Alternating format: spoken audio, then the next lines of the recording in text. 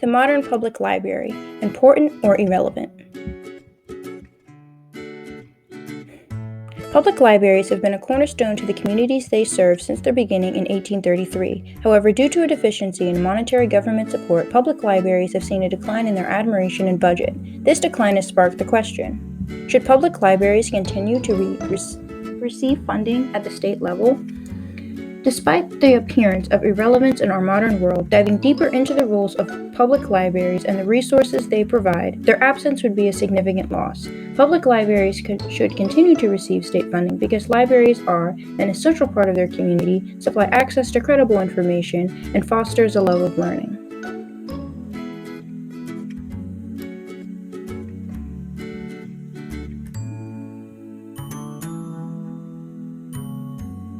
One of the most valuable aspects of public libraries is their essential presence in their community.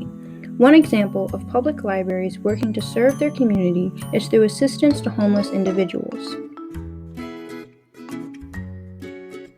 In Dallas, Texas, in 2013, the Dallas Public Library launched a homeless engagement initiative that established multiple resources, including a help desk with one-on-one assistance from AmeriCorps volunteers, resume building, job search assistance, coffee hour, open mic nights, and a podcast that involves and introduces the rest of the community to the realities of homelessness.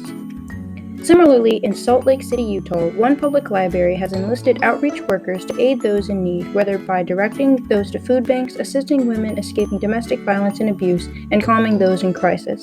The work of these two libraries and those of likes have worked to advocate change in their communities.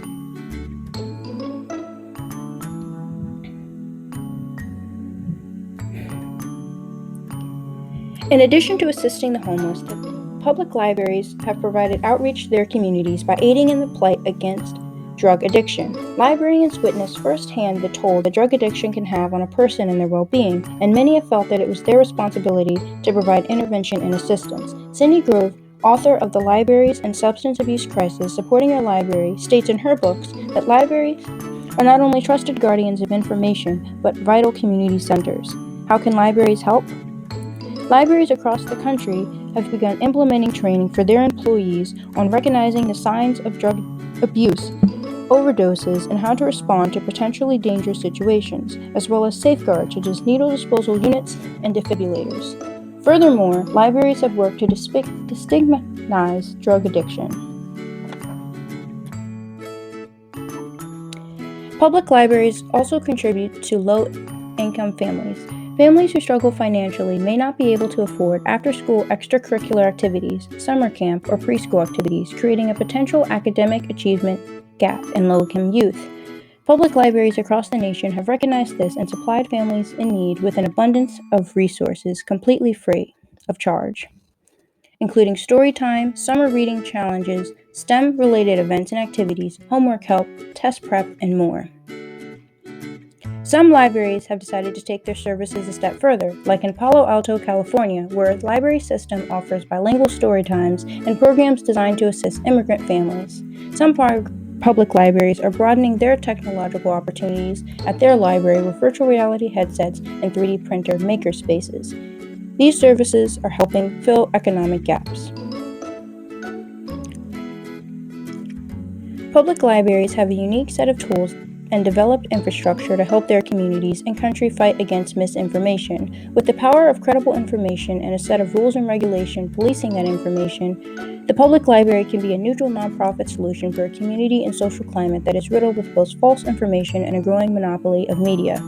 Public libraries and their contents are governed by a state libraries board as well as a code of conduct written by the Library Bill of Rights. This document, which has been executed through the American Library Association, lists policies libraries should conduct if materials are out of date, dishonest, offensive, or obscene.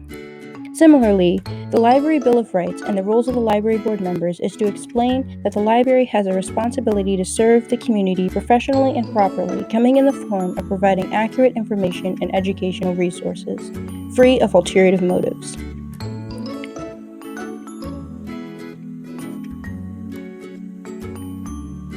Public libraries are known for being centers of education and knowledge. This attribute remains an important aspect of the public library and a prime reason for their continuation of funding.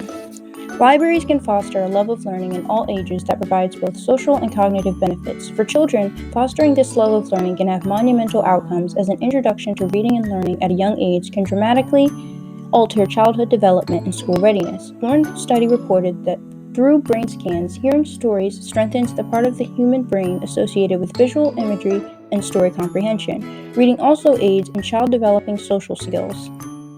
For adults, continuing to learn throughout life can have great cognitive benefits on an aging brain, especially for older adults who are at higher risk for dementia or Alzheimer's disease.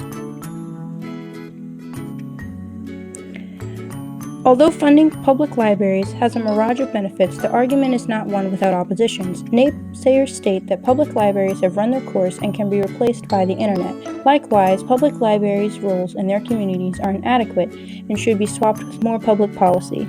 Both of these arguments have proper judgment, as the internet can perform, hold, and retrieve information faster than any library, and government policy is strongly needed to end issues like homelessness and class inequality. However, public libraries have a complex role in society that makes them far more valuable than what meets the eye.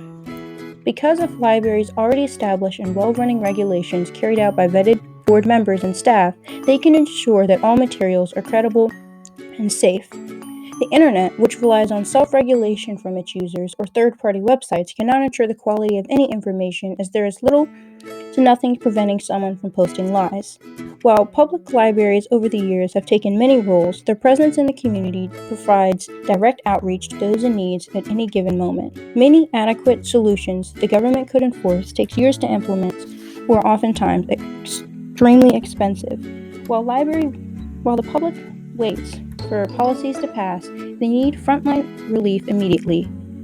Public libraries fill the deficit and, like a chameleon, take on many roles to serve the community in unique ways.